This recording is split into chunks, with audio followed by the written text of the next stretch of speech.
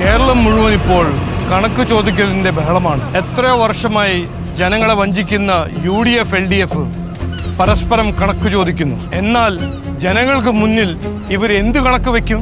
യുവാക്കൾക്ക് ജോലി നൽകാൻ, കേരളത്തെ കടക്കെണിയിൽ നിന്ന് രക്ഷിക്കാൻ, വിലക്കയറ്റത്തിൽ ബുദ്ധിമുട്ടാതെ, കുടിവെള്ളത്തിന് കാത്തിരിക്കാതെ, സർക്കാർ ആശുപത്രിയിൽ കഷ്ടപ്പെടാതെ ജനജീവിതം മാറ്റാൻ ഇവരുടെ കയ്യിൽ എന്ത് കണക്കാണ് ഉള്ളത്?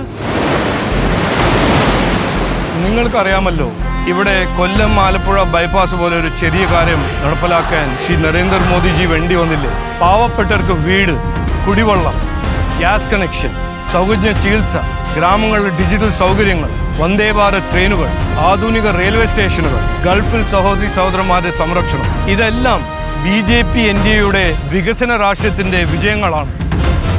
കണ്ണിൽ പൊടിയിടുന്ന UDF LDF രാഷ്ട്രീയം ഇനിയെങ്കിലും അവസാനിക്കണം. വികസിത കേരളം എന്ന ലക്ഷ്യത്തിലേക്ക് നമുക്ക് ഒന്നായി ചുവടുവെക്കാം. അതിനായി BJP NDAയ്ക്കൊരു അവസരം നൽകൂ. വരൂ, മാറ്റം തുടങ്ങാം.